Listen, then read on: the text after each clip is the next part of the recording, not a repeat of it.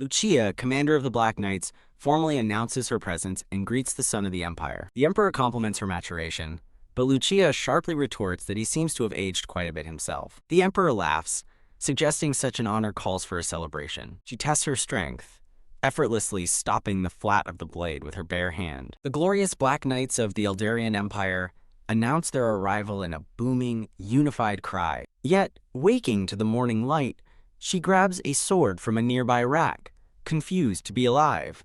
Once known as the Grand Sword Master Lucia, the Black Monster, she left the court and spent 40 years in seclusion waiting to die. Nearby nobles whisper about her audacity for omitting her family name, revealing she severed all ties with her family. The scene shifts to a remote forest, a place that cannot be easily reached by anyone below the level of a swordmaster. She swings the sword with familiar, powerful grace, testing her own body. Hoo-ha! A woman gasps, jolting awake as if from a nightmare. As she strides past, the maids stare in stunned silence, clearly intimidated by her formidable presence. Suddenly, Lucia's vision is filled with baby toys, leaving her completely bewildered. The blonde, mustachioed man on a grand throne greets her with a look of surprise. She ascended to commander of the Imperial Knights, a legend known by a fearful nickname, the Black Monster. Lucia stares at him, her expression shifting to one of shock and utter confusion.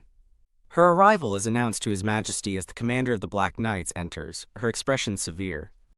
The title of Swordmaster is explained as a critical military asset, and with the Empire's current master retiring, they are at risk. The scene shifts to the day before her audience, at a large mansion surrounded by lush greenery.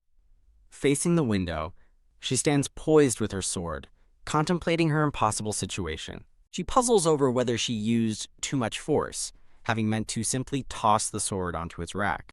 Before his throne, the Emperor notes that 5 years have passed, and she is now 25. Her gaze falls upon a painting of a blonde angel on the ceiling she doesn't remember ever seeing before. Lined up in formation, the knights formally greet Commander Lucia as she stands before them. The Emperor looks on with satisfaction, stating that she has never once disappointed him. He laughs hysterically at her unheard request for parental leave, while memory recalls her reputation as the ultimate iron wall for rejecting all suitors. The kneeling knight keeps his eyes closed, his expression somber and dutiful.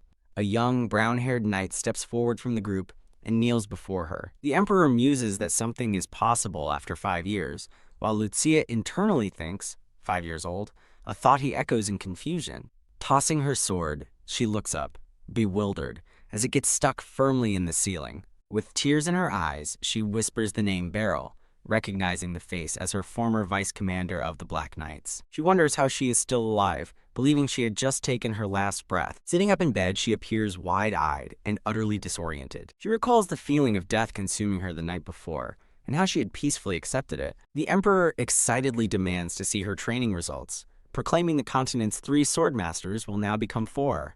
An unseen person's thought floats by, calling her the densest of the dense.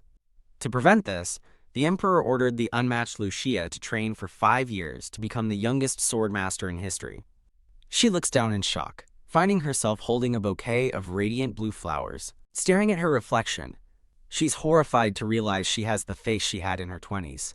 A painful memory surfaces of her carrying the child, realizing she was the one who led the saintess to her death. After a flustered apology from another knight, Lucia dismisses them, while the brown-haired man stumbles over what title to call her. Lucia dismisses the formalities, assuming they've come for her funeral, leaving the young knight confused by her words. She decides to use her power, synchronizing her senses with the space to investigate more thoroughly. Lucia recalls retrieving classified temple documents she could only access as Supreme Commander in her past life. Crash!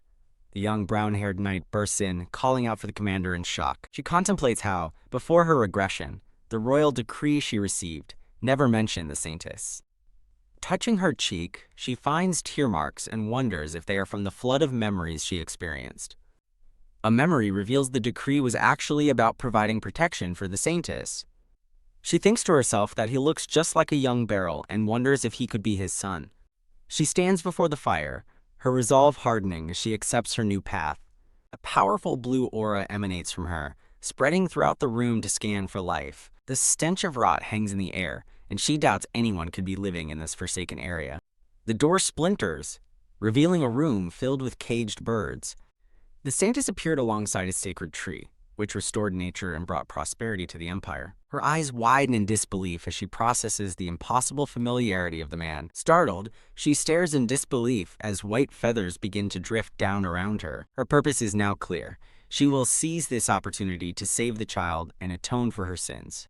A maid delivers a royal decree summoning her to the palace, a command Lucia believes is impossible. She finds herself in a squalid area she recognizes as a black market, lamenting the search for a child in such a greedy place. Whoosh! With renewed purpose, she tosses the damning documents into the roaring fireplace, destroying the past. She recalls the many scars covering her body, earned from countless brutal battles against mountain beasts. Touching her unblemished face, she wonders if she has finally lost her mind. The documents contained critical details about the saintess, including her black hair and the day of her awakening. Looking at the distant castle, she remembers her scheduled report to the emperor the next morning. Realizing she's in the royal training dormitory from 20 years ago, she turns to the knight she thinks is Beryl and demands to know the year. Plagued by guilt, she remembers leaving the palace, unable to protect those who prospered from the child's sacrifice. She learns the horrifying truth: the saintess was sealed alive into a sacred tree to extract her life force, a detail omitted from the prophecy, implying a conspiracy for unjust gain. With grim determination, Lucia vows not to repeat the sins of that fateful day. She believes herself a forgotten relic, thinking the young emperor wouldn't even know who she is. She recalls the 5th year of the new empire, the year she officially became a swordmaster. Realizing someone must be inside, she draws her sword and shatters the door with a single, powerful slash. Covering her nose from the smell, she notes the birds are all valuable and wonders if that's all that's here. With long strides, she walks through the grand room, leaving her old life behind. A prophecy is recounted, describing how chaos and famine plagued the new empire until the prophesied saintess appeared. Her attention is caught by a shiny, brand new lock on a nearby door, suggesting it's regularly maintained. A vision shows a young black-haired girl curled up before a massive golden cross. Her eyes snap open as her enhanced senses detect a faint but clear heartbeat. In the dim light, she sees a small black-haired girl and realizes she's found the child again. With a determined gaze, she dismisses the reason for her second chance, caring only about what she'll do with it. But as she looks for the final, most prominent scar on her shoulder, she finds only smooth, unblemished skin. The men panic as their expensive, colorful birds begin flying out of their cages in a flurry. In a flashback, Mia promises to return for Annie and tells her to fight back against bullies, urging her to abandon her kind personality. She reflects on her own lonely childhood, remembering her absent father and the coldness of the staff after her mother's death. Sighing, Lucia sits down, resigned to the fact that she must take the girl with her. She awkwardly holds out her hand, wondering why the child isn't moving, despite her offer to help. A cherished memory flashes by, showing her laughing joyfully, surrounded by her beloved comrades from the Black Knights. But that warmth fades as she recalls how solitude became her life, with only her sword to keep her going. The scene shifts to year 4 of the new empire, inside a small orphanage, as a voice urgently calls for Annie to wake up. She notices the room has been cleaned, with filth piled in one spot, and ponders what Annie meant by "it hurts." Kneeling, Lucia grows concerned, wondering if the traumatized child can even understand her. Lucia sees a crucial difference between them. Unlike her, this child still has hope and a chance to live an ordinary life. A flashback shows the 2 bird traffickers returning to the empty room, calling out to check on the child. Mia comforts the whimpering Annie, holding her hand and promising not to leave until she's asleep. As birds swarm around them, the traffickers spot Lucia escaping and demand to know who she is. As her own hand begins to glow, Lucia wonders in astonishment if this is divine power. A sudden jolt of realization strikes Lucia. The terrified child clutches a tattered cloth, her yellow eyes wide with fear.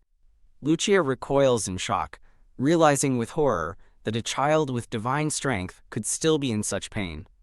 Lucia feels a pang of unease, realizing she has absolutely no experience talking to children. Now inside, Lucia clenches her fist, acknowledging that bringing the child here was simple, but her real challenges are just beginning. Suddenly, 2 men burst into the room, shouting in protest. With graceful leaps, Lucia bounds across the rooftops as the men shout helplessly for someone to catch her. A purple-haired girl named Mia sits by Annie's bed, asking if she had another nightmare. Lying in the dark, Annie worries that if Mia leaves, no one will hold her hand, just like in her recurring dream, where her mom lets go. Back in the present, Lucia realizes with a jolt that the child's vision of her mother isn't just a nightmare. She realizes with a blush that her old wounds have vanished and her mana feels whole, leaving her speechless. Lucia gently takes the child's hands, which are radiating divine light, as Annie looks up in fear. With newfound resolve, Lucia offers her hand to the child with a gentle, reassuring smile. She racks her brain, recalling she's never attended weddings or met acquaintances' children. Everyone she knew was older. She checks for wounds, but finds none, only to see the small girl, Annie, glowing with a brilliant golden aura. She aggressively questions the trembling child about her parents and her past, vowing to make them suffer for abandoning her. The vision shifts to a younger, smiling version of the woman, joyfully reaching out. The small girl looks up at Lucia with wide, innocent eyes and whispers, "Mom?"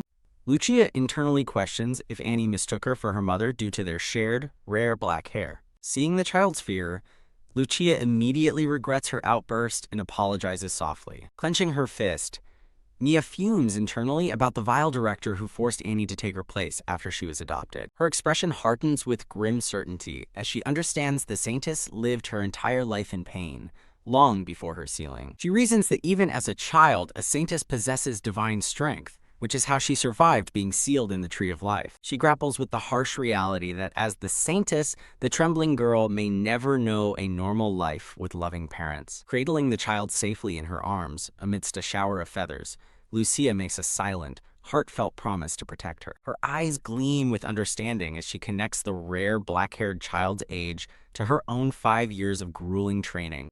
As Annie continues to whimper, Mia gently suggests they just go to sleep for now. A graphic outlines Lucia's simple 3-step plan: rescue the saintess, get a house, and raise her in secret. The scene shifts to a large, stately mansion nestled in a lush, green landscape. A hazy vision appears, showing a woman with long, black hair reaching out her hand. Lucia clenches her fist again, wondering if the child is afraid to move, because she believes she's too dirty to walk on the floor. A brilliant idea strikes her. Childcare leave is the perfect excuse, though she can't abandon her duties completely. She asks Beryl how old his nephew is, recalling he was born before her training began, which seems to fluster him. Lucia correctly deduces he's speaking of the White Commander, a man named Lion Ruins. Beryl looks on with tearful admiration, marveling at the commander's seasoned aura and feeling he still has much to learn. Beryl beams, thanking her and reporting that his older sister returned to the White Mage Corps after a good childcare leave. Stunned, he asks if she's truly been raising a child at the remote training grounds all this time, a fact she calmly confirms. As her carriage travels through the countryside, Lucia's thoughts drift to Beryl. Lucia wonders if she even knew how to bathe herself at that age, but admits it was too long ago to remember. Now dressed in her formal commander's uniform, Lucia notes that it's nearly time to depart for the palace. Her mind races, forming a new plan. She must find a safe place for the child, eliminate her enemies, and use her knight status to gather information. She observes the small, trembling girl standing frozen on a rug by the door, refusing to move a single step. Lucia concludes her deadpan tale with, "Or so I was told," prompting the Emperor to yell that she doesn't look the least bit sad. With a faint smile, she realizes that thanks to Beryl, the unexpected solution of a 6-month childcare leave has fallen right into her lap. She adds the final, pathetic detail. He was found clutching not a rare herb, but a simple clump of grass. The Emperor spits out his wine, roaring in disbelief at her request for childcare leave. Flustered and red-faced, the Emperor backpedals, declaring it a tragic story and agreeing to grant her the leave. The Emperor angrily demands to know the husband's identity as Lucia quietly prepares to deliver her made-up story. She calmly explains her husband was a herbalist who tragically fell from a cliff while gathering medicinal plants. He furiously grants her leave for a year if she wants, just to get out of his sight, while internally panicking about the Empire's only swordmaster leaving. Knock knock, the young knight Beryl calls out that it's time to go to the palace, and Lucia tells him to wait a moment. She recalls her old rival, Lion Ruins, and the duel she won, using her wish to grant maternity leave to a pregnant registrar. Slamming his hands on his desk, The emperor furiously asks if she's mocking him by requesting leave for a 5-year-old child. With a determined gaze, she gives the simple command to go.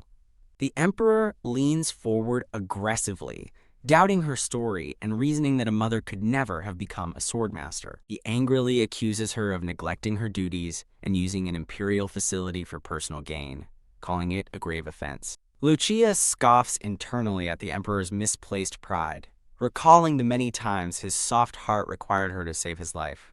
She observes his trembling hand, noting he can't even hold a heavy crystal goblet in his desperate attempt to look charismatic. Lucia realizes the emperor's alcoholism was the cause of his early death in her past life. With a glint in her eye, she channels a red aura into a simple quill pen on the desk. Slash! The energized quill slices the top clean off the emperor's goblet as he shouts in shock. Stunned, the emperor stares at his wine, which is now mysteriously aflame inside the cleanly cut goblet. The emperor panics internally, wondering how she cut a goblet with a quill, a feat he thought impossible without a mithril weapon. He realizes in awe that she imbued a mere feather with that immense power, suspecting she's now something beyond a swordmaster. Instantly, the terrified emperor's attitude flips, and he gleefully grants her 100% paid childcare leave with full residential rights. Casually walking away, Lucia remarks that it would be a shame if he couldn't lift his own cup in other people's company. Humbled, the emperor takes a quiet sip from his broken, flaming goblet. The scene shifts to Lucia's stately home, nestled in a quiet, forested landscape. Returning home, Lucia reflects that the trip was long but successful, having completed the child's birth registration with the emperor himself as guarantor. She walks the halls, anticipating the emperor's shock upon learning he's now the guardian of the saintess he plans to seal, and calls out for the child. Splash! To her shock, she sees the small, glowing girl slipping and falling out of the bathtub. Lucia lunges forward, catching the child and sighing in relief that she averted a disaster. In her arms, Annie stammers for a towel, leaving Lucia utterly confused. Now dressed but crying, Annie stands before a kneeling and bewildered Lucia, who can't understand why maids aren't handling this. Blushing, Lucia realizes she might have been too rough, admitting that since maids cared for her into old age, she has no experience. With a look of grim determination, she accepts the overwhelming reality of raising a child. A moment of resolve is captured. Having saved the saintess, she has now decided to become a mother. The small girl sits silently before a table laden with food, her yellow eyes wide with fear. Lucia sighs in frustration, wondering why Annie won't eat, completely baffled by the situation. She reflects on her actions, having burned all records of the saintess to protect the child's identity from the emperor. Her long-term plan is set. She has 11 years to suppress the child's power with a control stone while she hunts down her old enemies. Lucia decides to focus on the immediate problem of food, just as Annie quietly says she wants to go back. Shocked, Lucia questions why Annie would want to return to the orphanage after choosing to come with her. Annie thinks to herself that she doesn't want to go back. This new life with a mom and a warm bath feels like a dream. Misinterpreting Lucia's sigh, Annie sadly assumes she's being sent back to the orphanage for being useless. In broken words, Annie calls herself dirty and says she can't stay, which Lucia mistakes as a complaint about the house. Looking around the messy room, Lucia considers the child's supposed complaint and admits the place isn't fit for a kid. When Annie bursts into tears again, Lucia panics, wondering if her thoughtless remark caused this mess. A muddy boot print on the floor makes Lucia realize Annie wasn't calling the house dirty, but herself. The realization dawns on Lucia that the bathroom is likely dirty from her own muddy boots. Panicked and flustered, Lucia realizes her blunder, lamenting that the legendary black beast is helpless against a crying child. She quickly reassures Annie that the orphanage is not an option, and they will clean the house together. Lucia tells the girl that crying solves nothing, and bluntly asks if she even knows how to clean. Annie recalls Mia's stories of the palace, a heaven where shiny people live without worries. She worries that if she can't do housework, she won't get to see her sparkling mom. Trying to be stern, Lucia tells her not to cry, as it makes her seem troublesome. Hope sparks in Annie's mind. If she cleans well, maybe she can stay by her mother's side a little longer. Overwhelmed by the child's pure heart, Lucia is struck with a wave of guilt. Annie looks up at Lucia with wide, hopeful eyes. A close-up shows Annie's innocent, expectant face. Recalling images of bullies, Lucia confirms the girl's name is Annie, but declares they will have to change it. The little girl clasps her hands and nods decisively, ready for a new start. With a determined look, Lucia prepares to bestow a new name upon the child. Shh. Lucia quietly gestures for silence as a wide-eyed Annie peeks over the dinner table. Suddenly on alert, Lucia grabs her sword, her eyes fixed on the window as it begins to open. As hands appear, she internally prepares for assassins, acknowledging it wouldn't be the first time she's been targeted. In a flash, she draws her sword, lunging towards the intruder with deadly intent. Wham! She slams a silver-haired man to the floor, her sword at his throat as he frantically shouts that it's him. The man asks if she truly doesn't recognize him after 5 years, while a baffled Lucia admits her memory is fuzzy. He proudly introduces himself as Vernon Javier, the Shadow Fox, an intel expert and third-ranked ace of the Black Knights. As Lucia hesitantly repeats his name, Vernon thinks in relief that he almost needed a change of pants.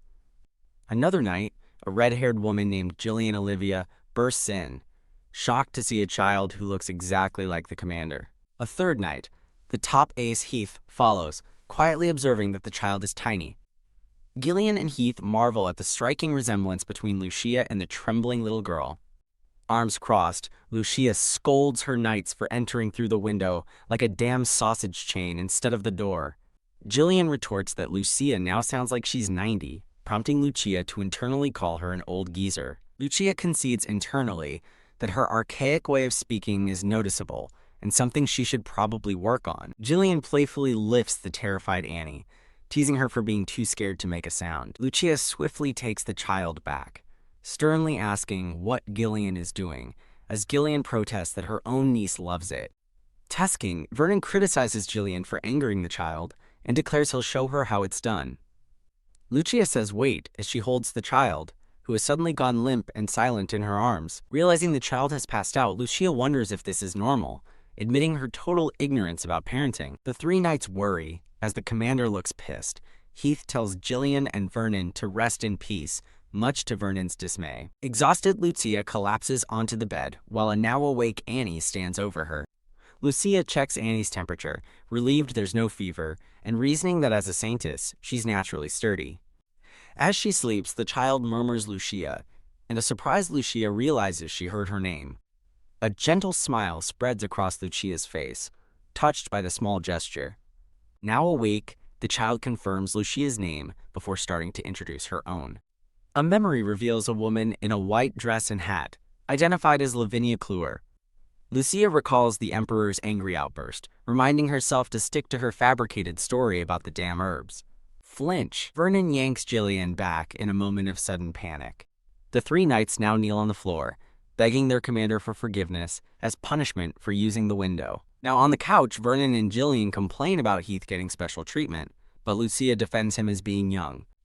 Gillian and Vernon question how Lucia raised a child in secret and without a nanny.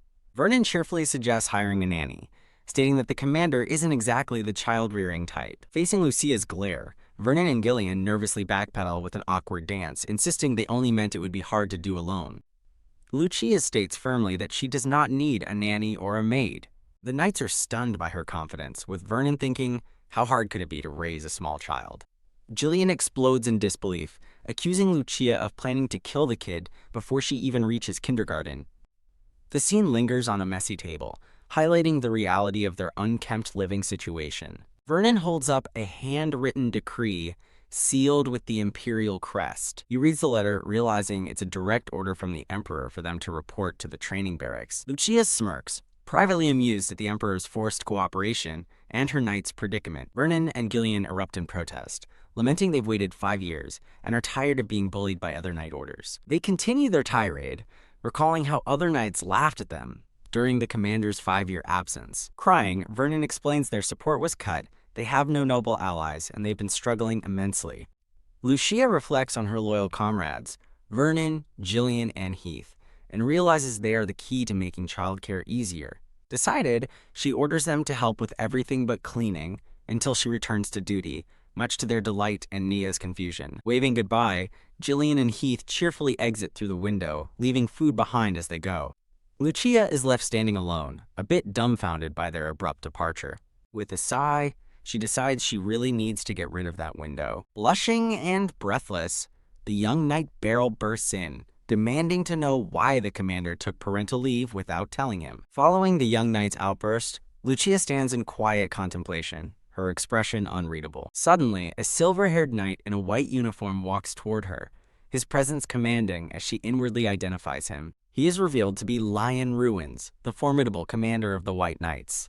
Lion looms over Lucia, his gaze intense as he confronts her. A surge of anger surrounds him as he furiously demands to know who the child's father is. A vision of Lion before a grand banner highlights his powerful and authoritative presence. Lucia internally questions why Commander Lion is inspecting on behalf of the Chancellor, fearing it will only complicate her parental leave. She recalls the Chancellor, a man with long, light blue hair, remembering him as a nuisance from her past. Lion's expression darkens with murderous intent as he inwardly vows to kill the child. Elsewhere, Vernon, Gillian, and Heath walk away, with Vernon noting Lucia would never open the door and giving Beryl credit for their 5 years of endurance. Vernon then questions if the child is truly the commander's, but Gillian immediately dismisses the idea as impossible. Heath tells Gillian to calm down, reasoning that what the commander does is her own business, and Gillian agrees, surprised by the turn of events. As they walk, Vernon observes that their commander has changed, a sentiment Gillian seems to share. Heath walks on with a quiet, thoughtful expression, lost in his own memories. He recalls the image of Lucia protectively holding the sleeping Nia, recognizing her deep desire to keep the child safe. Back in the house, Lion reflects that Lucia was always composed in his past life, but now she seems different. A faint blush dusts Lion's cheeks as he thinks her name, with a mix of emotions. His thoughts turn to anger, as he wonders why someone like her would be with such a despicable man. In a flashback, the Chancellor casually tells Lion to stop pestering him, revealing that the child's father ran away. Shocked by this news, Lion listens as the Chancellor claims the father was so pathetic that even the kingdom scared him off. Lion's resolve hardens, his face shadowed as he channels his power, determined to act. He remembers a time he challenged Lucia, hoping to capture even a sliver of her interest. The memory concludes with his utter and humiliating defeat at her hands. He recalls vowing to wait for the day she finally had a gap in her heart that he could fill. Returning to the present, Lion gazes at Lucia's troubled expression, seeing the opening he's been waiting for. As Lucia turns to leave, Lion watches her go, wondering if this is his chance. In a moment of utter confusion, a chibi Lucia can't comprehend why Lion thinks the child's father would kill her. The scene transitions to a peaceful view of Lucia's secluded manor in the woods. Vernon has taken charge, directing Gillian and Heath in their chaotic cleaning efforts, as Nia watches with rapt attention. With a triumphant smile, Lucia clenches her fist, thrilled at having created the ideal co-parenting environment. Meanwhile, the young knight Beryl clutches a pillow in distress, muttering his captain's name. Vernon and Gillian passionately argue against Lucia's methods, insisting Nia is a 5-year-old child, not a slave. Undeterred, little Nia diligently scrubs the floor with a rag, focused on her task.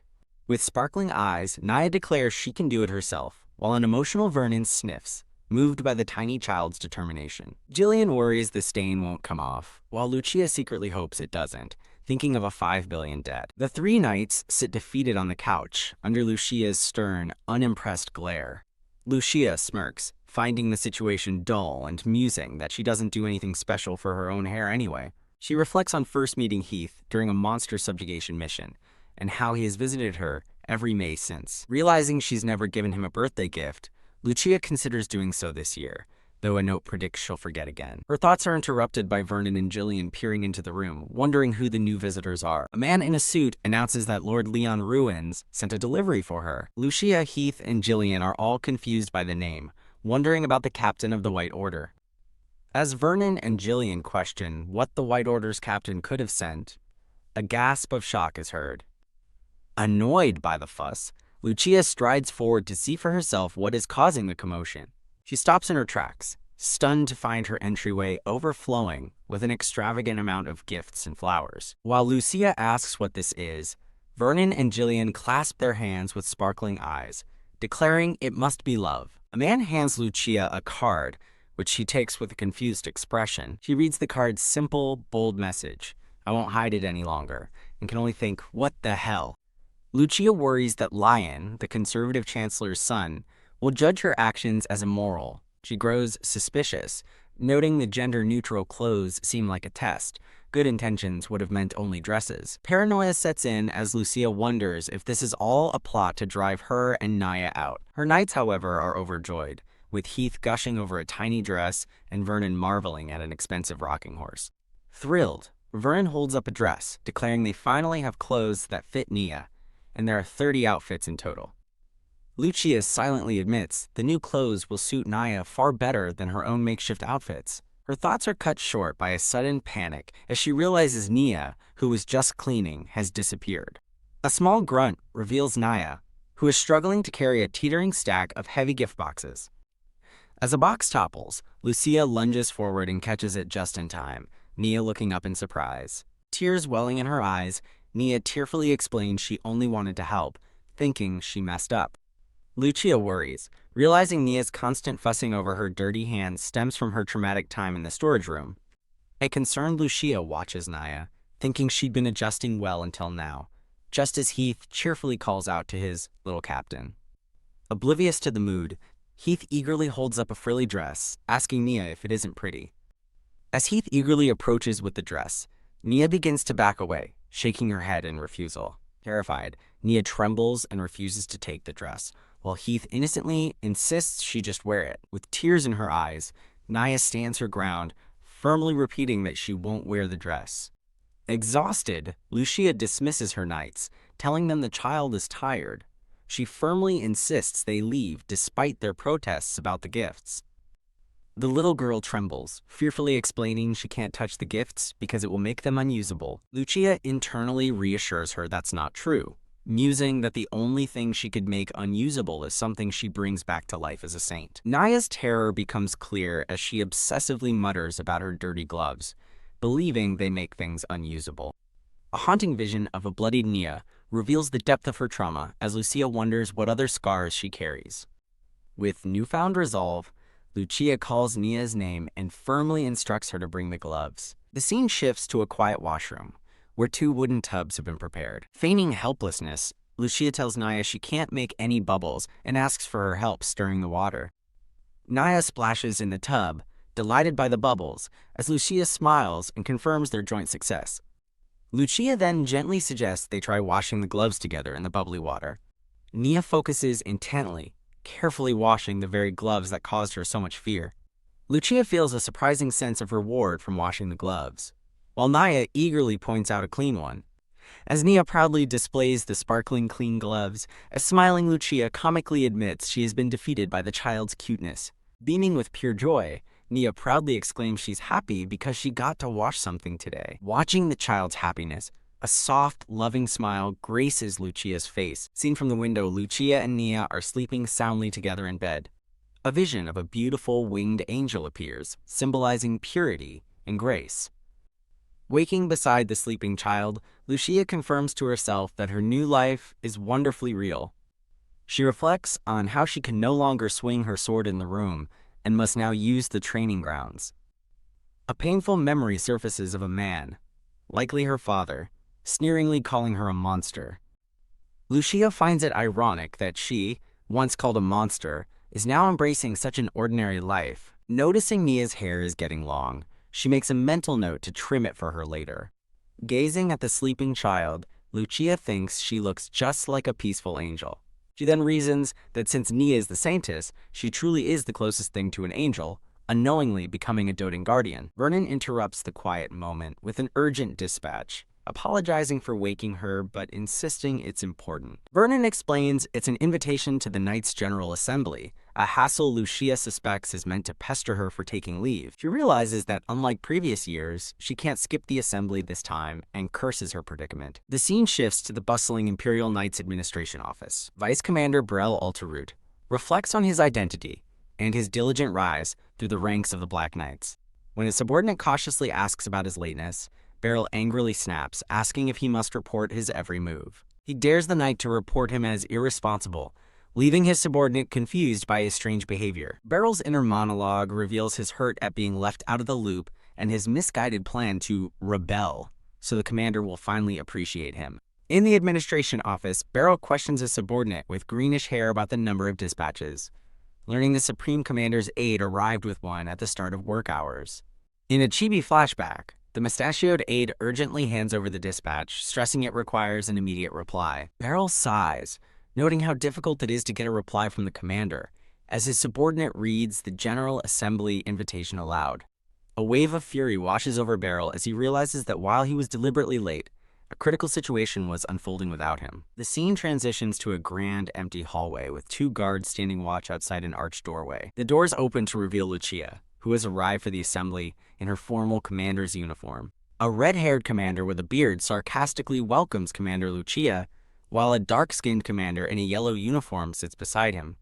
An overview explains the knightly orders, the cold black knights, the fiery red knights who often fight them, and the secretive yellow knights who resent Lucia's favor with the emperor. Lucia coolly takes her seat at the table, acknowledging the other commander's greeting with a simple, "It has indeed been a while." Leaning on his hand with a smirk, the red-haired commander asks if it's true she's on parental leave, finding it hard to believe. He laughs mockingly, questioning if she used a trick to become a swordmaster in 5 years, while Lucia internally notes she has the mentality of a 92-year-old.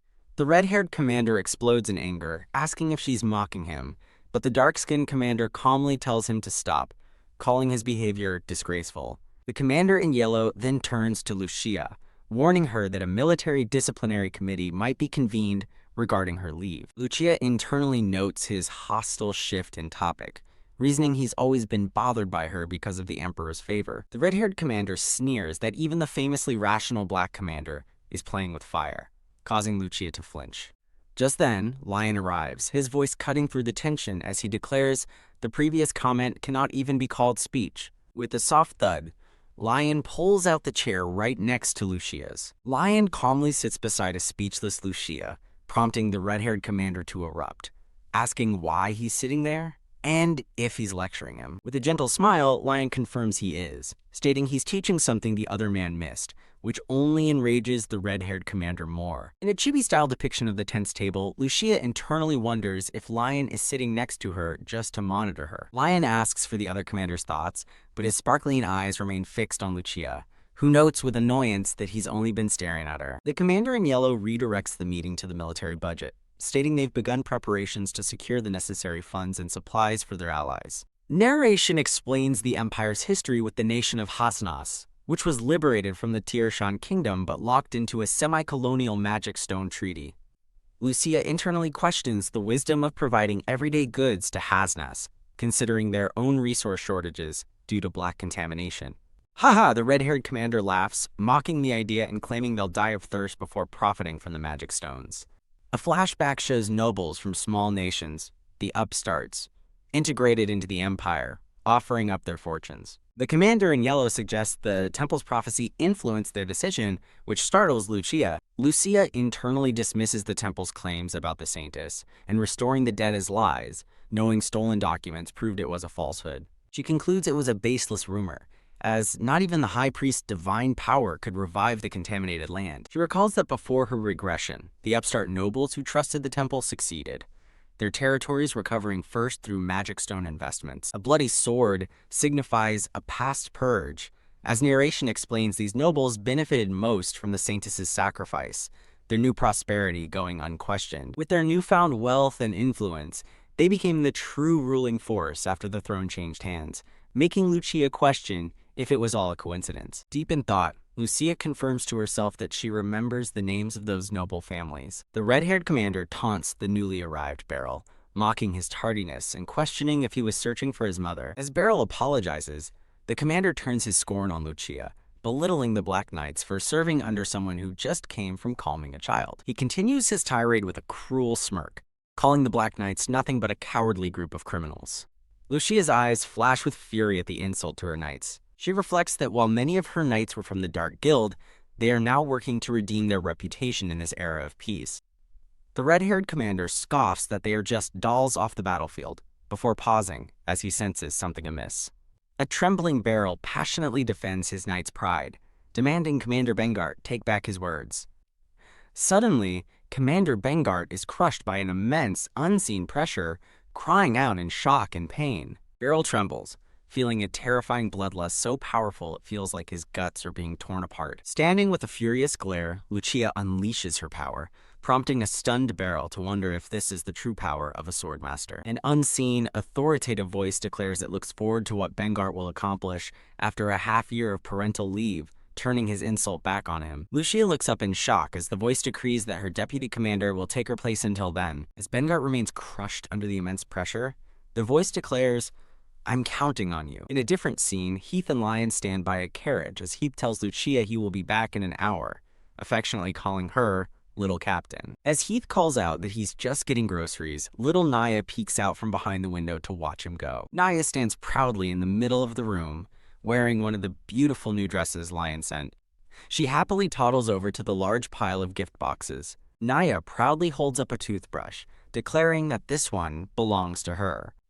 In the mirror's reflection, Nia beams with joy, holding up her very own toothbrush. With a huge happy smile, Nia explains that Lucia, gave her the name. Naya toddles into another room, carefully holding a plate and announcing it's in the kitchen. Crack! The plate shatters in Nia's hands, her expression turning to one of utter shock. Aghast, Nia stares down at the two broken halves of the plate she now holds. As Lion looks on, a tearful Nia holds up the broken pieces, helplessly asking what she should do. Overwhelmed with panic, tears well up in Nia's eyes. Trembling, Naya tearfully wonders if she was the one who broke it before desperately thinking, "No." Wah! Naya begins to cry as a powerful golden aura erupts around her. As her power flares, Naya cries out that she doesn't want to be kicked out, while Lion watches intently. Lion recognizes her divine power and black hair as the exact qualities of the saintess, realizing he could send her to the temple and travel with the commander. As Naya's golden energy explodes, Lion swiftly raises his hand, conjuring a blue shield to contain the blast. Lion marvels at her incredible divine power, noting it feels like it could go out of control, just as his once did. In a flashback, Lion recalls his fraudulent father peddling fake medicine and how they were forced to hide in the mountains after being exposed. He remembers when monsters first appeared in a mountain village, and as a young boy, he used his powers against them. His father exploited his son's powers as a mage to make a fortune from the monster attacks. Though terrified, young Lion was happy to finally make friends, but when monsters attacked again, the panicked villagers demanded his son save them all. The villagers point accusingly at the small boy, screaming that he must do something immediately or they will all die. Overwhelmed, young Lion summons a volatile, dark purple energy from his chest. Trembling under the immense pressure, he steels himself, thinking he has to do it as the dark magic swirls violently. An immense explosion of dark magic erupts, engulfing the entire village silhouette. Back in the present, Lion looks at his hand, remembering that in the end, his magic went berserk. Nia continues to cry, trembling as her untamed golden power surges around her. A gentle hand reaches out, its calming blue energy soothing Nia's chaotic golden aura. As Lion contains her power, he wonders if she too will lose control, then asks if she wants to stay there. Naya sniffles, giving a small, tearful nod and agreeing that she does. Sieske, Lion observes her foolish expression, wondering if he looked the same after he lost control of his own power. Suddenly, Naya watches in amazement, as the broken plate in her hands glows and magically mends itself. After Nia sets the perfectly restored plate on the table, Lion warns her that using her power will make her stand out, and it's better to live normally. Lion continues his warning with a somber expression, telling her that otherwise, she too will lose the people she cares about, as he flashes back to a childhood friend and his current comrades. From a doorway, a cheerful red-haired girl with pigtails pipes up, "It's not so bad." The scene shifts to an elegant courtyard, where Lucia hurries across the stone path. Carrying a parenting book, Lucia internally notes that it's been a while since she's received these kinds of stares. She looks up from her thoughts, sensing a presence nearby. A crowd of ladies has gathered, murmuring and fawning over the newly arrived Lion. Spotting her, Lion immediately breaks into a run, calling out, "Lord Lucia!" Catching his breath, Lion cheerfully assumes she's there for a book, causing Lucia to silently note his quick change from hurried to calm. Lucia clarifies she is looking for a parenting book, and Lion's expression shifts as he is reminded that she has a child. As Lucia turns to leave, Lion quickly calls out for her to wait. A horse-drawn carriage makes its way down a town street. Riding inside, Lucia reflects on Lion ruins, noting the rumors of his impeccable manners are true since he called a carriage for her. She then recalls his previous threatening note, feeling completely baffled by his contradictory actions. Her thoughts return to the present as she examines the book, realizing the boy on the back cover looks familiar. The scene transitions to a shimmering waterway with a small boat. From above, Lucia is seen walking along a stone pier near several parked carriages. A man with pink hair sits in a boat, surrounded by a group of adoring women. The pink-haired man looks up from his conversation, his attention caught by something off-screen.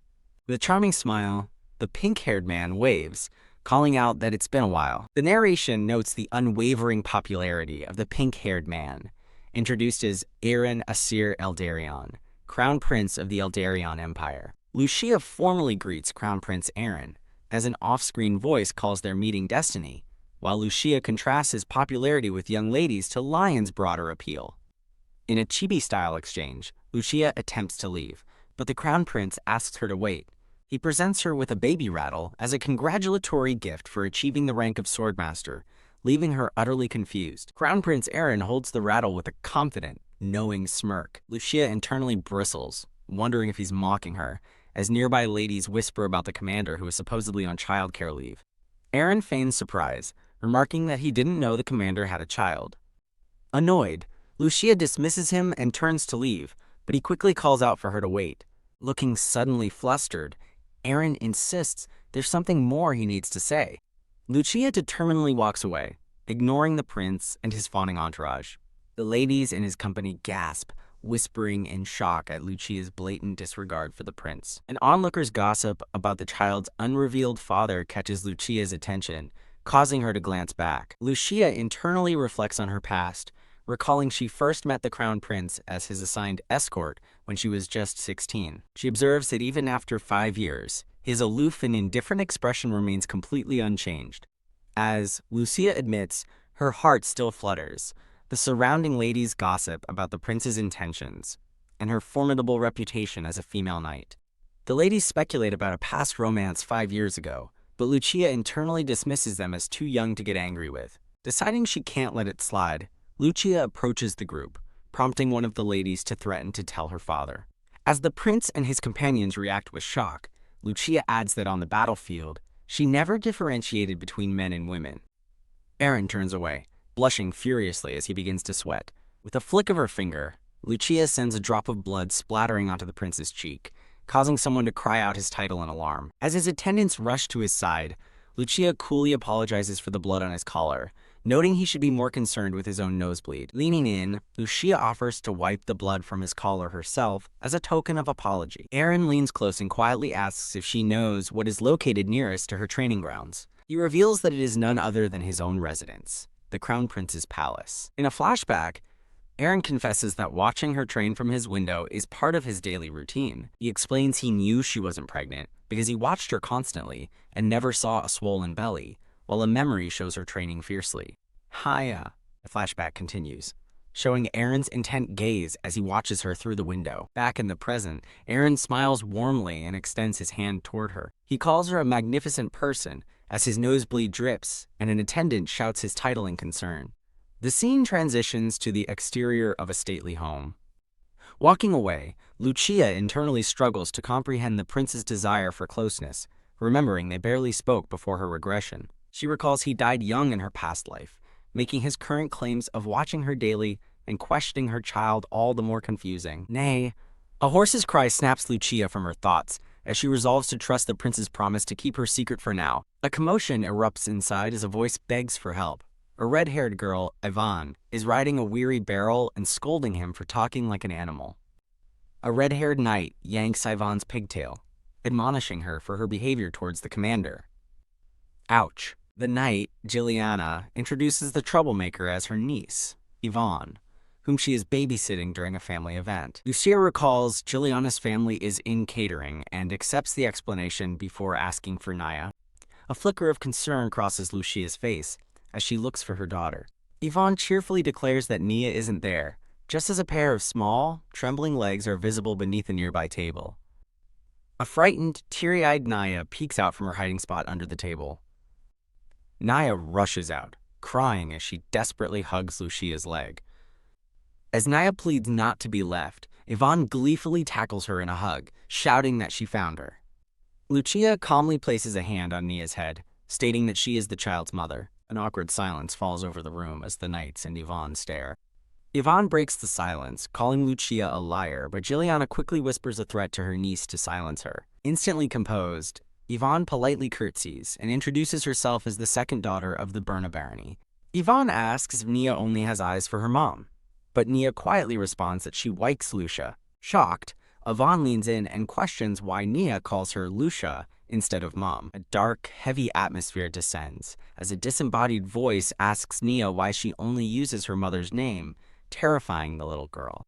With a weary expression, Lucia thinks, "Oh crap," as she internally apologizes repeatedly. The room falls silent as Ivonne, Nia, Juliana, and Lion all stare at Lucia with varying degrees of shock and confusion. As Yvonne's question about why Nia won't call her mom hangs in the air, Lucia internally panics, realizing this day has finally come and she has no idea how to explain. Overwhelmed by the sudden pressure, tears well up in Nia's eyes as she begins to cry. Lucia looks down with a pained expression, only able to offer a simple apology. A flashback reveals Nia's harsh life in an orphanage, where she learned that anything she loved would be taken from her. The narration explains that Nia's toys, pillow, and even her toothbrush are all things she's terrified to admit she loves. The flashback concludes on a crying young Nia, revealing she never even learned how to share happiness with others. Ivonne angrily confronts Nia, asking if Lucia hits her whenever she says mom. Terrified by the accusation, Nia runs crying towards Lucia, as Ivonne shouts that's not what she meant. Lucia looks on with concern, calling out to the tearful Nia who is reaching for her. Holding a struggling Ivonne, Gianna scolds her niece, explaining that Nia loves her mom so much that saying the word makes her chest hurt. Lucia listens, taken aback. Lucia is moved by the revelation, wondering if Nia avoids calling her mom because she loves her that much. The scene shifts to a sunny day, where Nia and Ivonne are enjoying a tea party on a picnic blanket. Ivonne instructs Nia on proper tea drinking etiquette, demonstrating that she must raise her pinky. Laughing with joy, Ivonne flops onto the blanket, exclaiming that this is the best, and her mom never buys her such fun toys. Nia shyly suggests she needs to ask for permission first, but an enthusiastic voice off-screen offers to ask for her. From a distance, Lucia gives the children a gentle, happy wave. An off-screen conversation unfolds, with one person noting Lucia's newfound straightforwardness, while another asks for a definition of her usual stiff as a rock demeanor. Ivonne excitedly grabs Nia's attention, pointing towards something in the yard. The object of her excitement is a small playhouse, revealed to be one of Lion's gifts. Ivonne beams, telling a dazed Nia that playing in the new house will be wonderful. As a memory of Lion playing with Nia appears, Nia thinks about how she just wants to be normal like Ivonne, laughing and playing with friends. A dark memory from the orphanage surfaces, where bullies mock Nia for being obedient and no fun to mess with. Ivonne gets Nia's attention again, pointing at her as she prepares to say something else. With a dramatic flourish, Ivonne holds out her empty hands, declaring she has a problem. She's run out of allowance. A chibi Nia looks confused about allowance, as a chibi Ivonne explains her mom's rule about not asking for favors for free. Ivonne proudly leans in, declaring that Nia is her very, quote, first home girl. Nia's eyes widen and sparkle with inspiration at Ivonne's words. Sitting among the flowers, Ivonne complains that her brother and Caesar get bored too fast, dismissing all boys as useless. Ivonne clenches her fists with determination, beginning to make a promise by swearing on her name. Nia looks downcast, admitting that she tried to do something alone but it didn't work. Ivonne grumbles about her mother, complaining that when they fight, her mom goes straight for her temple despite claiming to love her more than her brother. Ivonne encourages Nia to try saying, Mama, tilde, but Nia just looks confused. Ivonne frets that Nia's reluctance is a huge problem, asking how she'll ever get married or even need dough, which sends Nia into a wailing panic. Wah, what do I do? Lucia and Lion sit at an outdoor table while the red-haired knight Beryl serves them dessert. From a distance, the sound of the girls' happy laughter drifts up from their picnic blanket. Lucia sips her drink, a single tear of understanding rolling down her cheek as she finally gets the saying about kids crying one moment and laughing the next. As Beryl serves dessert, he notes Ivonne has the energy of a general and asks if Juliana was similar as a child before announcing dessert time. A flashback shows Lion discovering the lingering magic of a teleportation spell in the dorm, which he identifies as Heath's. Back in the present, Lion watches Lucia, anxiously wondering if she figured out his plan to send Nia to the temple.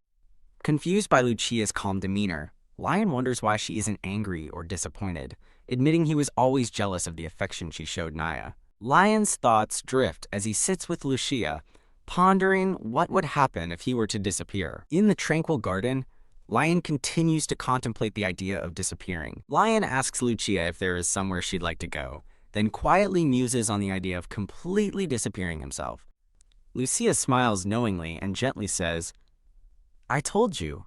In a flashback to a battlefield, a younger, armored Hith, who looks like Lion, asks Lucia if she found him just to use him. Lucia confirms Hith's suspicion with a warm smile, stating she plans to use him for a lifetime as she is forming a knight order. Extending her hand, Lucia smiles and tells Hith to come with her, even if it's just to do some cleaning. Returning to the present, Lion looks down sadly, recalling how Lucia was always like this, pretending not to notice his magic going out of control with an obvious lie. Lion recalls that Lucia only ever asked him for simple, non-magical tools. He muses that despite everything, she has always been the same person. As Beryl enthusiastically serves dessert to a stoic Lion and a calm Lucia, he asks, "Really?" "Yeah." An awkward silence hangs over the trio as they sit at their outdoor table. Beryl confronts Lucia, flustered as he asks how she can be so carefree. He rants about the fierce competition for kindergarten admissions, worrying they will miss the timing. While Beryl notes that Ivonne already had her interview, a stressed Lucia laughs nervously, realizing she's a beginner mom who knows nothing of education. The scene shifts to the Grand Eldarion Academy, where royals and nobles send their children before their debut. Lucia contemplates that she never wanted a high-profile life for Nia, as an onlooker's thoughts call the child special and Lucia an oblivious fool. Standing in a field, a determined-looking Ivonne and a blushing Nia face each other. Back at the table, Lucia quickly tells Nia to do something, and Nia nervously agrees while Lucia looks on in confusion. Nia suddenly runs towards Lucia, who asks what's happening. In a tender moment, Nia whispers in Lucia's ear as her mother listens intently. Nia shyly buries her face in Lucia's side, as her mother looks down in stunned silence. From afar, Ivonne cheers for Nia, shouting that she's doing an amazing job. Overcome with emotion, Lucia realizes with a shock that Nia just called her mom. Still reeling, she internally wonders if this overwhelming feeling is a normal part of motherhood. Lucia reflects on her decision to raise Nia, a saintess, as an ordinary child to spare her a lonely childhood like her own. The scene changes to a tense council meeting where a fist slams down as a noble insists they cannot let an issue go. Count Rondor argues that Lucia's 5-year absence for a child constitutes dereliction of duty.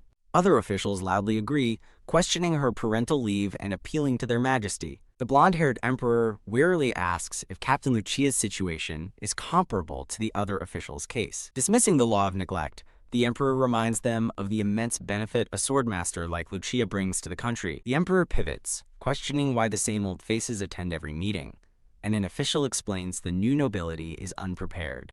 A dramatic aura surrounds the emperor as he declares, "So."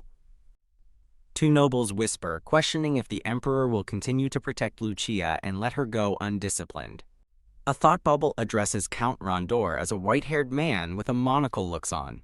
The man is identified as Femerin Luens, the Prime Minister of the Eldarian Empire. The Prime Minister coolly suggests they punish Lucia as demanded, then challenges Count Rondor to find a new swordmaster if she exiles herself in anger. Stunned into silence, Count Rondor wonders aloud why everyone thinks Lucia acted so arrogantly. He furiously accuses her of looking down on the Empire's true contributors due to her talent as a woman. An off-screen voice states that Lucia is arrogant because she can be, as she stands ready for battle, radiating power. A man identified as Duke Anton Kilgus smugly asks if someone's son has been longing for the captain's position. The Duke smirks, noting that, as they said, Lucia is indeed a knight. He concludes that she is a sharp, dangerous weapon that requires a handler. The scene transitions to the sunlit grounds of the Eldarian Academy-affiliated kindergarten. A blonde woman in an orange dress walks down a hallway as two other women watch her. The onlookers gossip, identifying the new teacher as Count Tank's daughter, whose family is deeply in debt. The blonde teacher overhears them and smirks, vowing to teach the good-for-nothing gossips a lesson one day. Approaching the door, she resolves that even though her family has fallen, her purpose here is clear. She clenches her fists with determination, planning to present herself as bright, kind, and good with children. Opening the door, she plans to add capable of wise support to her list of traits, vowing to succeed and get revenge. The woman puts on a bright, cheerful smile as she enters the room. After she greets the Lady Marquis, she quickly corrects herself, apologizing to the principal. The principal, Norgia Ponteluens, who is also Leon Lewin's mother, formally welcomes her. The principal daydreams of her son Lion, surrounded by a cascade of pink and white roses. The narration explains Lion's reclusive nature, noting he never attended the academy or social events, but hints at a bigger problem. The true issue is revealed. Leon Lewins has his sights set on the black monster, Lucia. As rumors of Lion's interests spread, a woman named Emily realizes she has a serious problem. Terrified, Emily remembers that she used to bully Lucia badly at the academy, and now fears what Leon will do if he finds out. The principal, Norgia, happily congratulates Emily on passing the interview, thinking to herself that the first step is to win over Leon's mother. A triumphant Emily reflects on the 5 endless years of exams she endured to finally get into this kindergarten. Emily daydreams of marrying a white-haired man as his mother blesses their union, vowing to win over her future mother-in-law and secure the marriage. The principal announces the arrival of the next parent, but as Emily eagerly greets them, she freezes in horror, letting out a shriek as Lucia and Nia enter. Emily panics internally, shocked to see Commander Lucia, the black monster, here with a child who is her spitting image. The scene transitions to a bright, sunlit view of the Grand Academy building. Inside, a bustling hallway is filled with mothers and their children heading to their interviews.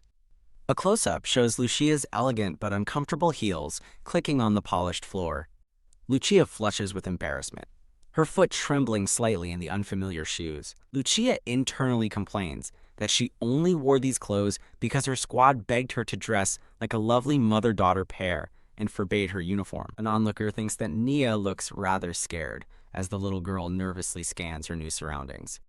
As a pale Nia looks on anxiously, the observer wonders if she's just overwhelmed by the unfamiliar place. The scene pans across a large waiting room where various noble families sit waiting. Holding a ticket, Lucia notes their number is 133 and estimates they have less than an hour to wait. Lucia sighs in relief that they're using numbers, realizing that calling her by name would have caused utter chaos. With a soft glance, Lucia turns her attention toward Nia. Lucia worries about Nia, who has been nervous all morning, likely because it's her first time in a crowd. Lucia reflects on Nia's lonely past in orphanages, resolving that she wants Nia to live a life surrounded by people and friends. She hopes that even after Nia awakens as the saintess, she can still have a normal childhood. To make that happen, Lucia believes Nia must get used to this kind of world, watching her sit timidly in the waiting room. Lucia's determination falters, as she wonders if she's just projecting her own regrets onto the child. As she questions if Nia even wants to be normal, a voice calls for parent number 133, startling her. Seeing Nia's terror, Lucia gently tells her that she doesn't have to go to kindergarten if it's too hard. Lucia tells a stunned Nia that she will cancel the interview and asks her to wait. With fidgeting hands, Nia wonders why her mother would cancel just because of her. Nia decides that not going is fine, but admits to herself that being around so many people is still scary. Overhearing a mother praise how kindergarten helps with her energetic child, a confused Nia tilts her head. Another mother laughs, adding that sending her 3 chaotic boys to school is a matter of survival. A horrifying realization dawns on Nia. If she doesn't go here, Lucia won't be able to take care of her.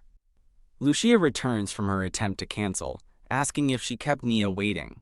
Just as Lucia begins to explain that canceling was difficult, Naya interrupts with a booming shout, declaring that she will go. Startling everyone in the room, Nia yells with all her might that she will go to kindergarten. A bewildered Lucia stares, completely baffled by Nia's sudden and dramatic change of heart. And so, the mother and daughter duo awkwardly sit down for the interview they almost skipped. The principal expresses her envy over Lucia having a daughter, prompting an awkward thanks from Lucia, who can't believe she's actually there. Lucia's eyes narrow as she glances sideways, annoyed by the weird woman who has been watching them. Lucia recalls hearing the woman is an academy graduate her age, just as Emily trembles uncontrollably nearby. Lucia watches the teacher, confused as to why she's shaking so violently.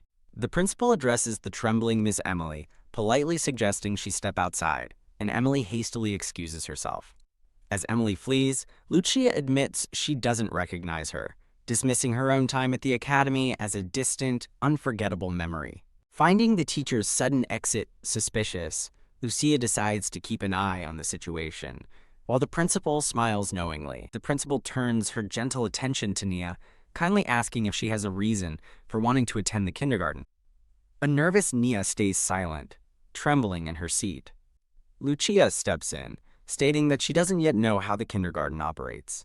Lucia thinks that the principal is just as her parenting books described, realistic, unlike those that paint a graceful, effortless picture. Her thoughts continue, recalling how the principal's books revealed the messy, real side of raising a child. She remembers the book's metaphor, a swan that appears graceful above water but is flailing madly underneath just to stay afloat. The principal smiles knowingly from behind her desk in a book-lined office. Cutting through Lucia's thoughts, the principal astutely asks if Lucia was the one who did not actually want to come here today. Lucia looks toward her daughter, her name a silent question on her lips. A tear wells up in Nia's eye as she trembles with fear in her chair. Nia looks up with wide, surprised eyes, her fear momentarily forgotten. Nia hesitantly admits that she does want Ivonne. The principal smiles kindly, saying that's wonderful and reassuring Nia she can still give her mother a gift every day, even without attending. A tiny Nia looks up at a surprised Lucia and softly calls her mom. Lucia gives a small, understanding nod in response. Nia's face lights up with hope amid a background of lilies as she asks if it's really okay. The principal encourages Nia from her desk, telling her she can talk as much as she wants. As Lucia watches, a sentence from the principal's book comes to her mind. She recalls the book's metaphor. A child's heart is a treasure chest of stories, just needing someone to give them the courage to speak. With the interview concluded, Lucia leads a much more confident Nia by the hand out of the office. The principal suddenly calls out that Nia has passed, startling Lucia. Lucia turns back, questioning the immediate decision when results were supposed to be a month away. The principal warmly pats Nia's head, declaring that if a child as lovely as Nia doesn't get in, then no one should.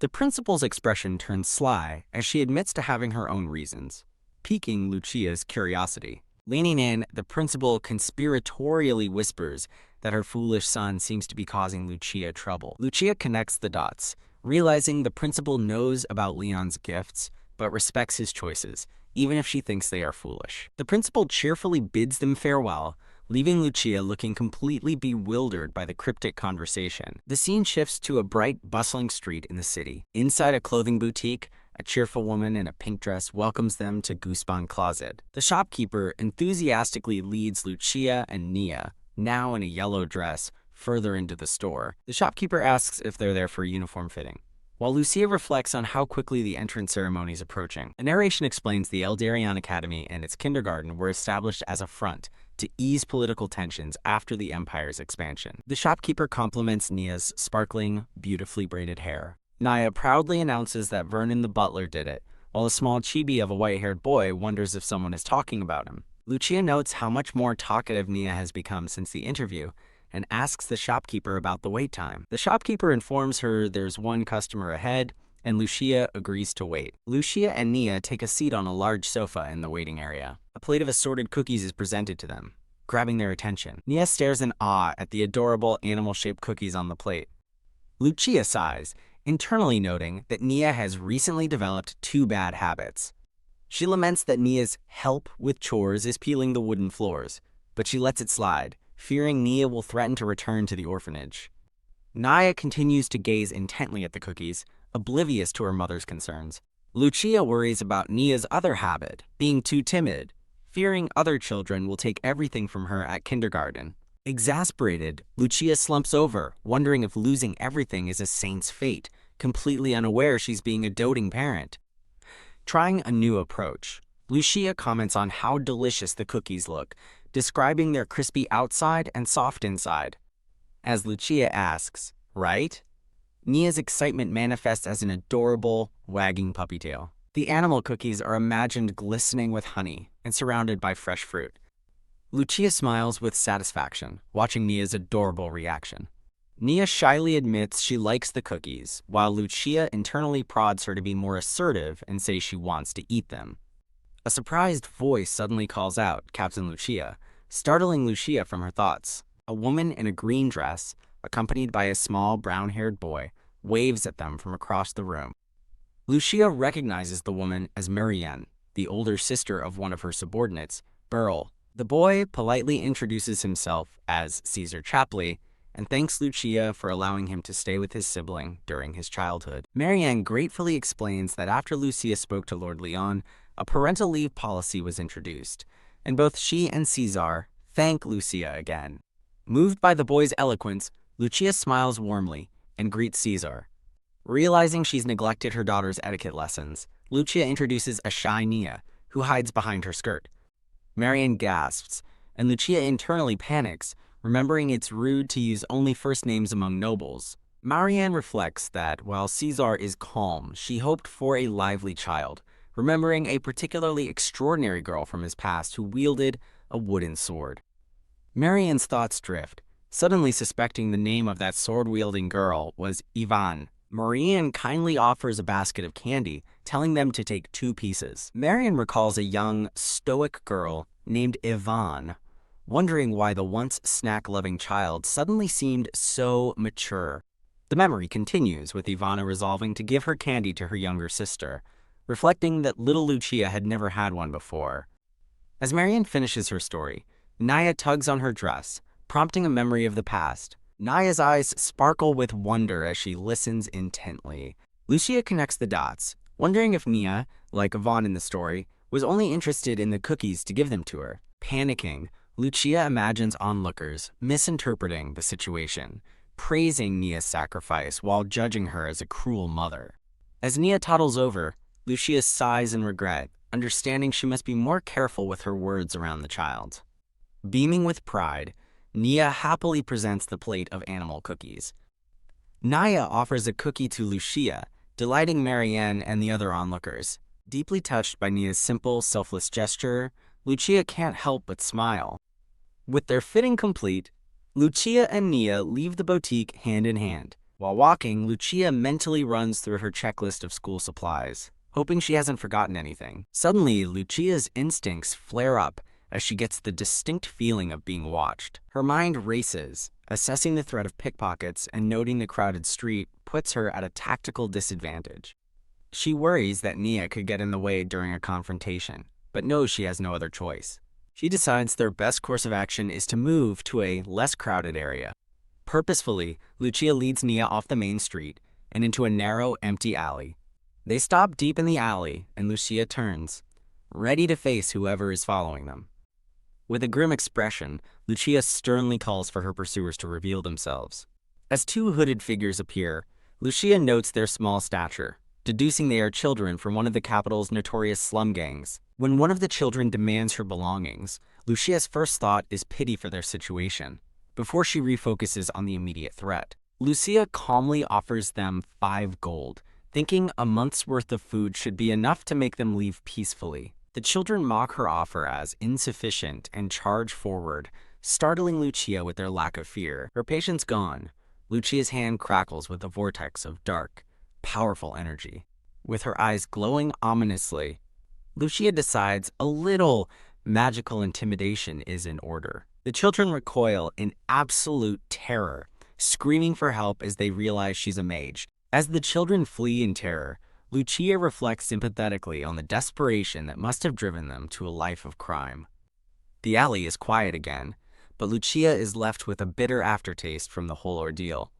Her moment of reflection is broken by a sudden, jarring realization. Whirling around, she finds the alley empty and calls out in alarm, "Mia?" Elsewhere, a red-haired girl in a hood gasps, "Big sis Mia!" while her companion questions what's wrong with another child.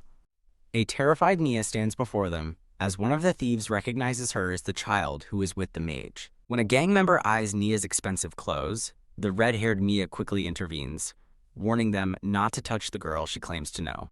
Brushing off a subordinate's concern about returning empty-handed, Mia asserts her authority, telling them to leave so she can talk to the child alone. Her gang departs, leaving Mia and a tiny, vulnerable Naya alone in the desolate courtyard. Mia lowers her hood, revealing her face and softly calling out a familiar name, Annie. Mia scolds the girl, now identified as Annie, asking why she would foolishly follow her into such a dangerous alley. Naya tearfully explains that she followed because of an old promise, making Mia sigh at the child's naive trust. Mia's thoughts turn to rage, blaming the so-called mother for carelessly bringing a child into a dangerous alley and then losing her. Drawing from her own bitter experience of being abandoned after adoption, Mia warns Nia that her new mother will inevitably make her suffer too. A grim resolve settles on Mia's face, hardened by her own painful past. Looking for valuables, Mia questions why Nia has no jewelry if her mother is a rich mage, but a nervous Nia has no answer. As the reality of being lost finally hits a panicked Naya, Mia facepalms, chiding the girl for her foolishness. Despite her frustration, Mia offers to take a surprised Naya back. Mia urges Annie to follow quietly, but the panicked child insists she needs to find Mommy Lucia. Mia struggles to hold on to a frantic Nia, who desperately wants to go back. Mia gives a harsh final warning, telling a trembling Nia to stay put if she wants to live. A large, bald gang leader angrily shakes a meager bag of coins at his cloaked underlings, who explain they couldn't steal more. He furiously grabs a black-haired boy by the collar, demanding they try harder and reminding them who provides their shelter, as the children apologize. His anger turns to panic as he realizes someone is missing, frantically shouting for Mia. A red-haired girl in a dark cloak, Mia, calmly steps out, announcing her presence. Mia glares at the man, scolding him for his arrogance and telling him to take better care of the children. The man sneers about a frightened little rat hiding nearby, causing Mia to cry out in protest. As her fellow gang members restrain her, Mia desperately screams for them to let the other girl go, insisting she has parents. The gang leader triumphantly holds up a terrified Naya, declaring that having parents is even better since they can demand a ransom. Bang! A sudden sharp noise startles the gang leader, who whips around, wondering what it was. From a dark, blood-splattered viewpoint, a voice demands to know who they are. A glowing blue blade slashes across the gang leader's back, and he screams in agony. Naya tumbles to the ground as her captor is violently struck down. The cloaked children stare in shock as three figures emerge from the light. A blue-haired man, a red-haired man, and a white-haired man. The blue-haired man and red-haired woman cheerfully introduce themselves as uncle and auntie, while the white-haired man, holding chopsticks, awkwardly trails off. A gang member explains to the red-haired woman that they had a bet. If Heath found the girl in 5 minutes, he'd have to be her brother. The red-haired woman and blue-haired man playfully urge Heath to accept his new role in the family. A desperate and injured Lucia rushes onto the scene, frantically calling out to see where Nia is. Lucia sees Mia protectively holding a sleeping Nia, surrounded by a dark, foreboding aura. Watching them, Lucia muses that Mia looks like a protective mother cat holding her kitten. Lucia examines Nia and is relieved to find her breathing is normal with no fever, only a small scratch on her knee. Sighing with relief, Lucia concludes that Nia simply passed out from the shock of the ordeal. Clutching her bleeding arm, Lucia reflects that the tracking spell alerting the knights was fortunate, as it allowed her to summon the entire Black Order. Her subordinate reports that their investigation revealed the leader of a pickpocket gang had attempted to abduct Nia for trafficking. He finishes his report by stating the leader is dead, so they'll need the city guards for details, leaving the other three subordinates looking puzzled. The three subordinates blush with pride, overjoyed that their captain is praising them.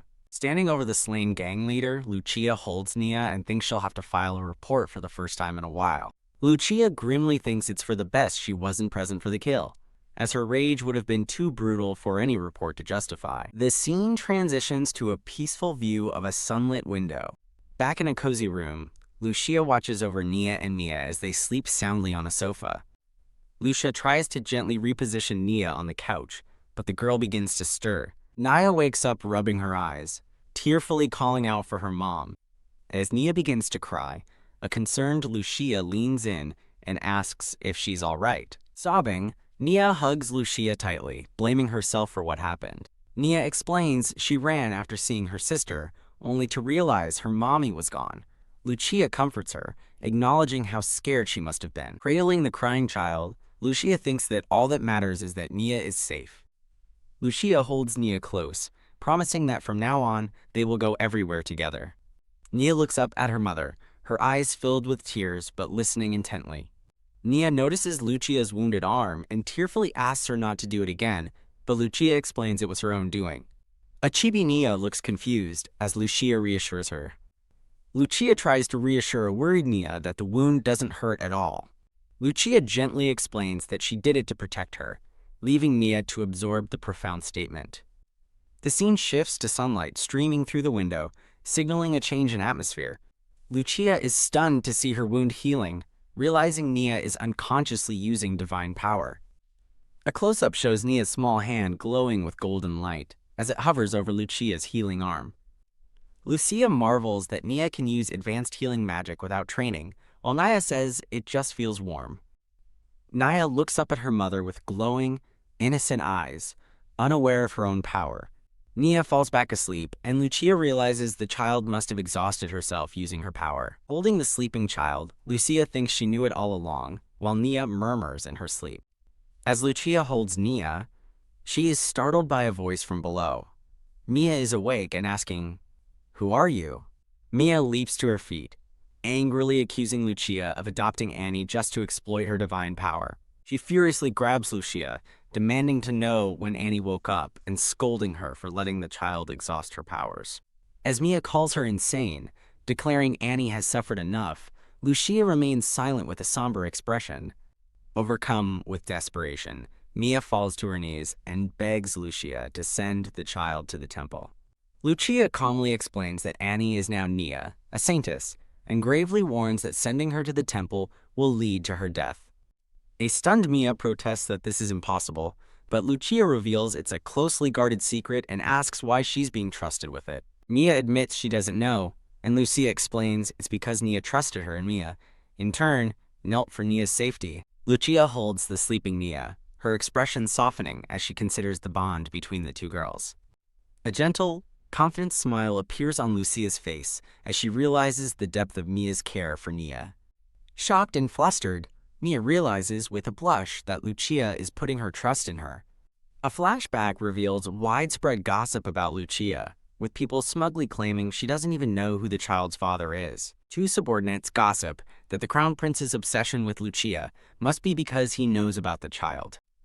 The gossip continues, now focusing on Crown Prince Aaron, as a subordinate deems the pairing of an angelic figure and a faded beauty scandalous. A white-haired man in uniform enters the office, startling a subordinate, who nervously asks if the captain has arrived. The white-haired man calmly asks why they are so startled, and the subordinate nervously laughs off their reaction. The white-haired man sighs as he settles at his desk, while his two subordinates watch from theirs. Lost in thought, he laments that if he had only known her situation sooner, he could have helped her. The subordinates notice his strange mood. One asks if he's troubled, while the other concludes he must be lovesick. A thought reflects on the official story that the father abandoned them, noting that Lucia kept his identity a secret to protect him. The captain wonders if a woman of Lucia's integrity would truly accept another man, his thoughts interrupted by a subordinate.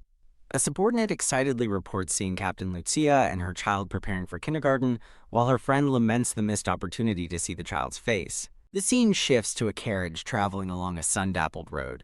Inside the carriage, Lucia reflects on how quickly time has passed, with the entrance ceremony already upon them. She recalls the recent bad press about the Black Knights, and the warning she received to hide her identity for Nia's safety. She touches her temple, worrying that hiding her identity will be a challenge, since she knows she's a terrible liar. Lucia recalls deciding not to teach Nia the term holy power at all, instead creating a secret code for them to use. Lucia reflects on offering Nia a job at the palace, confident that the girl, who dislikes being indebted, will do well there. This scene opens on a festive school building, adorned with colorful balloons for the entrance ceremony. Dressed in elegant matching outfits, Lucia and Nia arrive at the school grounds. Inside the grand hall, a crowd of parents and children mingle, creating a lively buzz. Seated at a table, Lucia and Nia immediately draw whispers from other parents, and Lucia reflects that their appearance was bound to attract notice. Nia gasps in awe as she opens a welcome gift, thrilled by the box of colorful art supplies inside. In a sweet moment, Lucia reminds Nia to take care of her new things, and the little girl dutifully remembers the lesson. Two women, Mela and Seihe, approach their table and politely introduce themselves as being under the service of their respective lords. Lucia correctly deduces that the women must be newly risen nobles, as they don't recognize her face after her long absence from society. Deciding to omit her title for now, she simply introduces herself as Lucia. The women make small talk about surnames, mentioning that Lucia must not have received hers yet, and sharing their own recent complicated process. When one of the women guesses she's from the north due to her calm demeanor, a flustered Lucia internally scrambles to assess the situation. She suddenly recalls that newly risen nobles are required to apply for a family name, a detail that could complicate her cover. Looking at the women directly, Lucia states plainly that she does not have a husband. Lucia grimly anticipates their reaction, knowing that a widow without a husband is considered a burden in noble society. Her gaze falls on her daughter, and she worries about how Nia will be treated because of her own perceived status. Noticing her mother's distant expression, Nia looks up from her gift and quietly asks, "Mommy?" The two women suddenly place their hands on Lucia's shoulders with shocked expressions, confirming Lucia's cynical expectations. However, they completely misinterpret the situation, assuming her husband is a soldier at war and offering heartfelt, if awkward, comfort. The misunderstanding quickly spreads, with other nobles overhearing and praising her as an admirable mother married to one of the Empire's war heroes. Lucia realizes with dawning horror that by trying to create distance, she has unintentionally crafted the image of a perfect, long-suffering war hero's wife. A new arrival draws the crowd's attention, with onlookers murmuring in awe and wondering about the child among them. The white-haired man Leon Ruins makes a grand entrance, holding the hand of a small, brown-haired boy in a matching uniform. Leon offers a confident, charming smile to the crowd. The focus shifts to the cheerful, brown-haired boy beside him, confirming his connection to Leon. A little girl with red hair and pigtails and bright green eyes wonders aloud who the handsome older brother is. The red-haired girl approaches the pair, and Leon kindly greets her as Little Lady. The children, now including Nia, are seated as they are welcomed to the Eldarion Academy kindergarten. The red-haired girl proudly introduces herself as Ivonne of the Bernabaran family, declaring their motto is dessert for everyone. A woman with brown hair, Ivonne's mother, fondly notes how lively her daughter is, while another child talks about treats. An orange-haired boy named Gedalin boasts that his father, the head of a trading guild, recently bought a baron title. In the classroom, children excitedly ask their teacher about buying noble titles, but she calmly tells them they'll learn about it later. The teacher gently chides Gedalin to apologize, but he smugly refuses, boasting that his rich family doesn't need to. Ivonne angrily confronts Gedalin for his rude words, while he smirks back defiantly. Fed up, Ivonne delivers a powerful headbutt to a shocked and crying Gedalin. Ivonne furiously demands an apology to Nia, shouting that she is far better than an ill-mannered brat like him as Gedalin wails. Meanwhile, in a separate room, an instructor explains procedures for when a child falls ill to the gathered parents. Outside under a tree, Leon approaches Lucia with a gentle smile and asks if she is feeling better. Annoyed, Lucia thinks she just diverted everyone's attention, only for Leon Ruins to appear and pointedly asks why he's there. Blushing, Leon explains an urgent matter required his presence, remembering Achibi Lucia's command to stick to the script. Lucia stands with a knowing, weary smile, her arms crossed as she listens to his excuse. As a flustered Leon continues, Lucia questions his presence and thinks she will never understand his troublesome choices. Lucia recalls Leon's past persistence, from forcing mages into combat drills to finding excuses to visit her in retirement. She muses on his selfless nature, lamenting that his loyalty to the country is simply a waste of his life. Leon earnestly asks to escort Lucia home after the ceremony, insisting he truly wants to this time. Lucia sighs and firmly rejects his offer, stating she doesn't wish to attract any more attention. Outside, Lucia confronts a man in a tan jacket, informing him she won't be using the captain's carriage anymore and demanding an explanation. The two exchange a tense look, Lucia's expression firm while his is tinged with a knowing smirk. The man wonders if he approached her too hastily, but ultimately decides to accept her decision, acknowledging her as Captain Lucia. The scene transitions to a festive view of party banners and leaves. At the academy, parents and children gather on the sunlit grounds, creating a low murmur of conversation. A pensive Nia walks alone, wondering why her friend Ivonne returned without the person she left with. Lucia asks a silent Nia what happened in class, and decides she'll have to gently question her later. Nearby nobles whisper nervously, recognizing the Black Knight's uniform and recalling rumors of a recent death in the slums where they appeared. With a grim expression, Lucia decides they must hurry home, internally questioning the Black Knight's presence. The scene flashes to two of the Black Knights in their crisp, imposing uniforms. The entire squad of Black Knights has assembled outside, creating a commotion among the other families. In front of the group, a red-haired knight argues with another, warning him that the captain will kill them if she finds out. The brown-haired knight declares he will be the one to get the captain's praise, but his red-haired comrade shoves him, telling him to leave. Lucia watches in mortification, thinking that her foolish subordinates are drawing more attention than anyone despite her orders. With a headache, Lucia decides they need to leave, thinking her knights are so foolish, no one will suspect their connection to her. Lucia looks back over her shoulder with a questioning, slightly puzzled expression. Ivonne stomps her foot, angrily declaring she already said what she needed to, and doesn't have to apologize. Ivonne's parents arrive on the scene as her exasperated mother calls out her name. Gedelin's mother, a blonde woman, issues a stern warning that she's letting it go this time but won't be so quiet again. Ivonne's mother apologizes for the incident, while Gedelin's mother fusses over her son. Gedelin's father scoffs, callously remarking on Ivonne's temper and questioning her marriage prospects. Ivonne's mother erupts, furiously telling the man it's inappropriate to speak of marriage for a child, as he scoffs in disbelief. The argument intensifies, with Ivonne's mother retorting that as parents, they need to teach their son manners, which shocks the other woman. Threatening to demand medical expenses, Gedelin's father storms off with his family, vowing they will regret the day. The man stops dead in his tracks, stunned, as his wife calls out in shock to Dame Lucia, who now stands before them with Nia. Ivonne's parents, Julie and Dave Berna, joyfully introduce themselves and thank Dame Lucia for her help. Lucia returns a polite smile, but internally she resolves to find a way to quietly leave as soon as possible. Just as Lucia tries to slip away, Nia firmly grabs her arm, stopping her in her tracks. As Nia slips away, a startled Lucia calls out her daughter's name. Ignoring her mother, Nia runs across the courtyard toward Ivan and her parents. Nia tearfully hugs Ivonne, apologizing for the trouble, but Ivonne comforts her, blaming the rude commoner instead. Ivonne's mother gently scolds her daughter for using such adult language, especially with Lady Lucia present. A dark, furious aura suddenly surrounds Lucia as her expression hardens. Her eyes widen in dawning, cold fury as she processes what happened. Ivonne explains to her shocked mother how Gedelin boasted that his family's money meant he never had to apologize.